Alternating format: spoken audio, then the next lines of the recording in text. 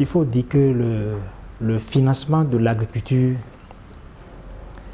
appelle le financement de 3 volets au niveau de ce secteur, à savoir le financement des investissements agricoles qui sont du domaine de l'État, le financement du conseil agricole qui prend en charge les aspects non financiers, la certification, le renforcement de capacité des producteurs, et enfin le financement de l'exploitation agricole qui est du domaine du crédit.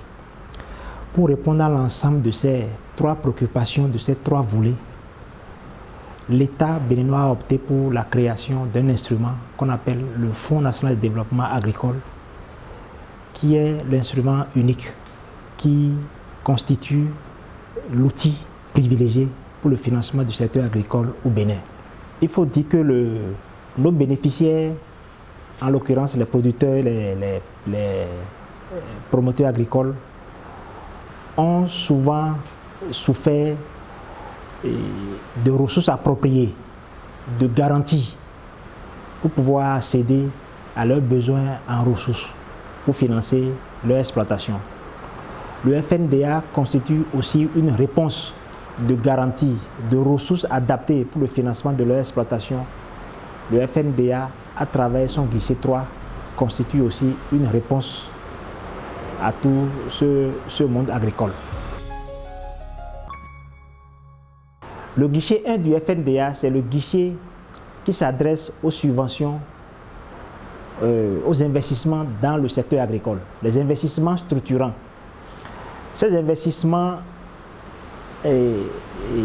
sont des investissements qui sont pris en charge sous forme de subventions. Donc, à travers le guichet 1, le FNDA offre des subventions aux bénéficiaires porteurs de projets d'investissement structurants dans le secteur agricole. Donc, sont bénéficiaires à ce guichet les organisations de producteurs agricoles organisées en groupe, en GIE ou en coopérative, ou des PME et PMI agricoles. Donc c'est un guichet de subvention pour les investissements structurants. Le guichet 2, qui est aussi ouvert, c'est le guichet qui s'adresse aux services non financiers. Les services non financiers, c'est le conseil agricole, c'est le renforcement de capacité des bénéficiaires, c'est l'accès au marché. Donc l'ensemble de toutes ces questions est pris en charge par notre guichet 2 intitulé accès aux services non financiers. Là aussi, c'est sous forme de subvention. C'est sous forme de subvention.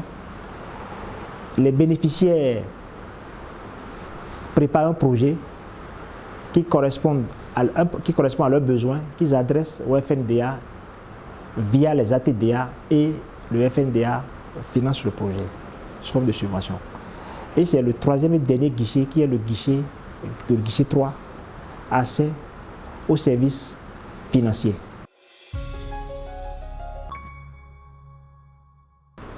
Mais nous y sommes, puisque, et je l'ai dit tantôt, les 3 guichets sont ouverts et nous avons des candidats. Ce que je peux vous dire, je crois en 2019, le FNDA a lancé un appel à projet.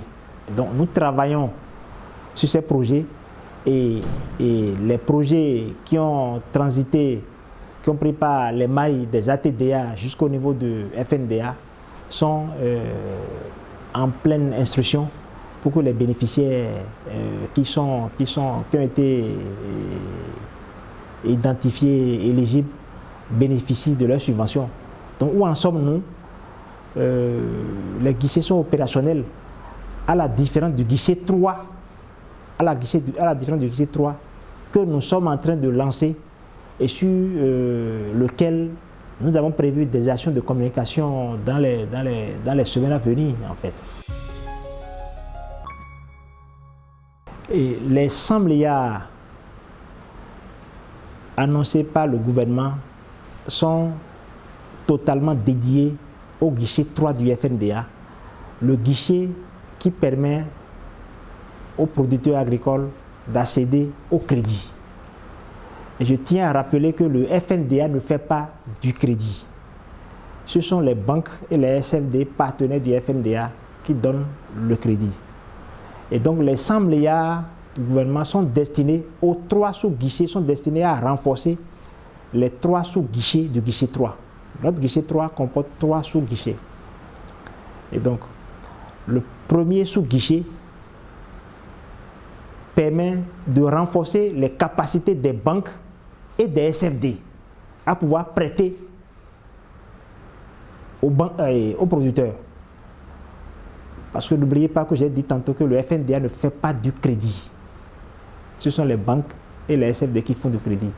Faire du crédit, c'est un métier. Le FNDA n'est pas un instrument qui fait du crédit. Je l'ai dit tantôt.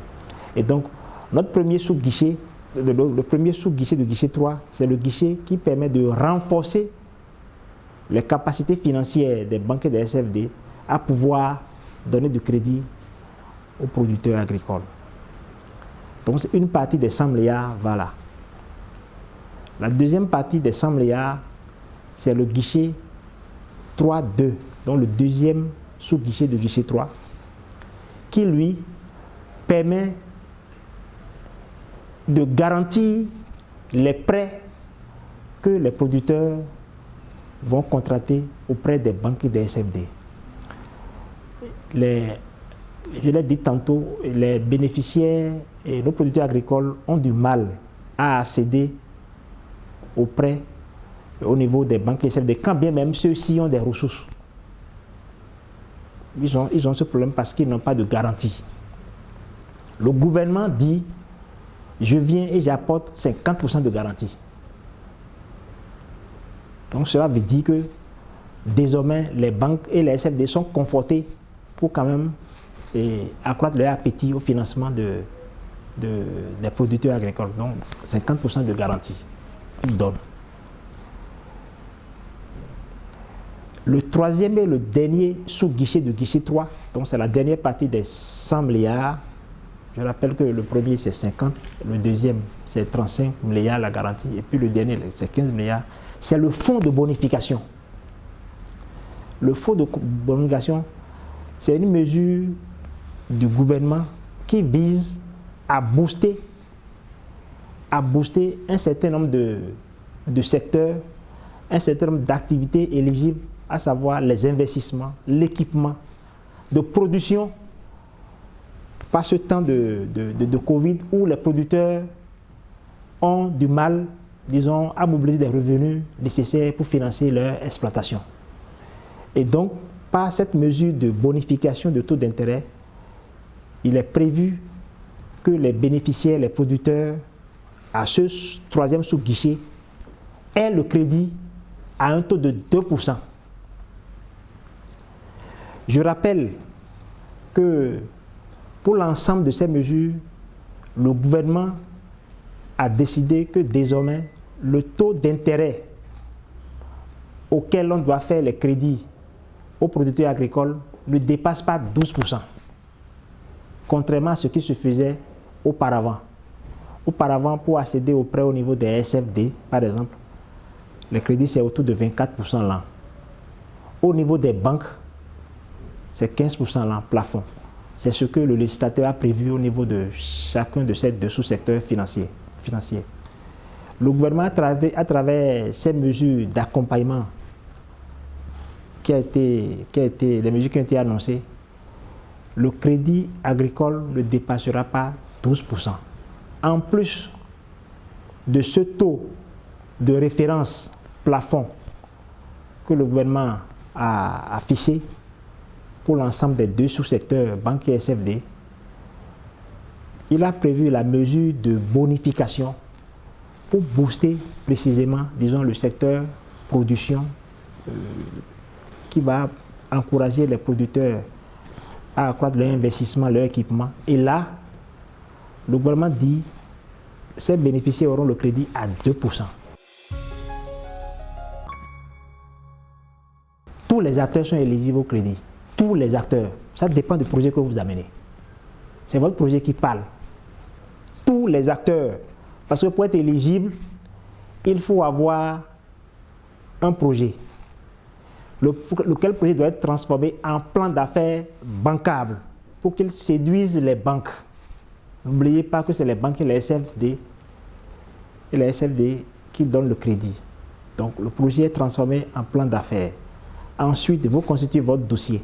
Donc tous les producteurs, promoteurs agricoles sont éligibles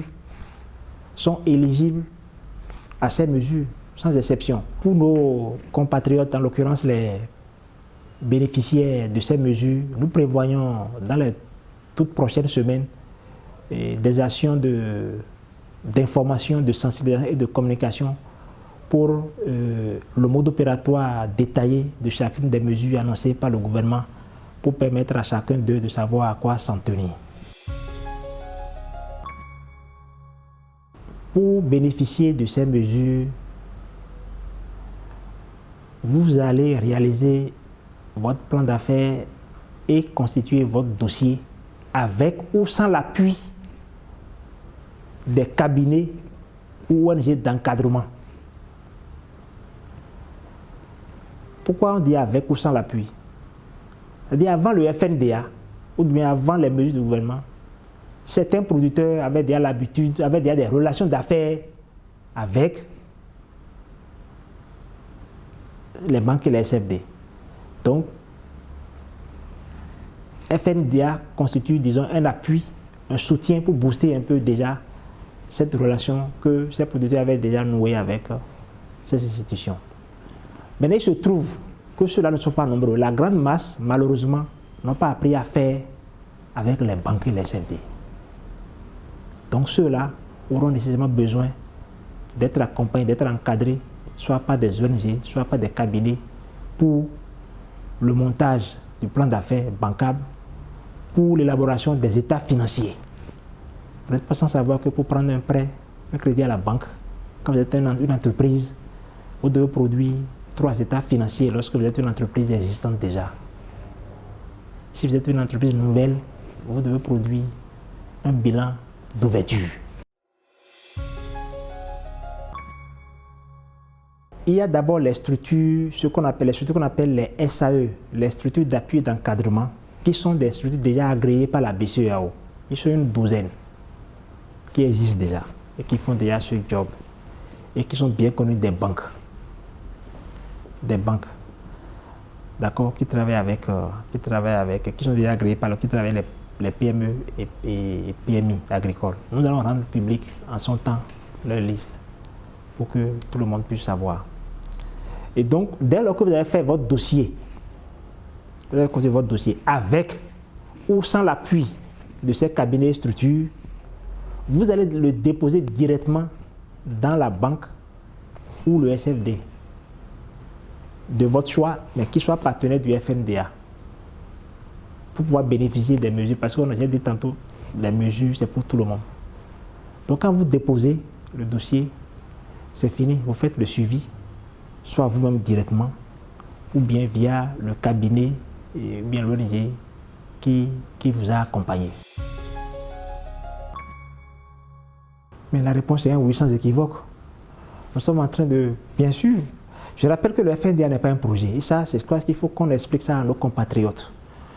Parce que beaucoup ont appris à travailler avec les projets et n'ont connu que les projets. D'ailleurs, les projets sont toujours là, ils existent encore. Mais le FNDA, c'est un instrument, d'ailleurs même c'est le seul, un instrument public, qui a une durée de vie illimitée. Illimitée. Donc, et ce n'est pas dans la durée, mais c'est un instrument qui a une durée de vie illimitée et qui n'est pas un projet, un programme. Voyez-vous. Et donc, ce n'est pas par hasard que nous formons, disons, un tandem avec le secteur privé que constituent les banques et les SFD pour le financement du crédit. Donc, le FNDA ne donne pas le crédit, mais le FNDA, avec ses instruments, comme je l'ai dit tantôt, la bonification, la garantie, et puis le refinancement. Parce que, au jour d'aujourd'hui, les SFD, qui financent surtout les petits producteurs, petits exploitants, c'est leur champ d'expertise, manque de ressources. Donc le FNDA est là pour toujours, pour apporter cette réponse-là. En termes de perspective, nous travaillons sur d'autres solutions pour approcher de façon encore beaucoup plus accrue la problématique de financement dans le secteur agricole. Aujourd'hui, nous nous appuyons sur les banques et les SFD. La différence entre ces deux entités, c'est que l'une est détaillant et l'autre est grossiste. Les banques, ils font de grands volumes, tout ça. Mais malheureusement, ce n'est pas des acteurs, surtout les banques, qui prennent le risque qu'il convient de prendre pour financer convenablement le secteur agricole. Donc pour cette raison, nous réfléchissons à d'autres instruments financiers pour pouvoir prendre véritablement en charge la question de financement de nos PME agricoles.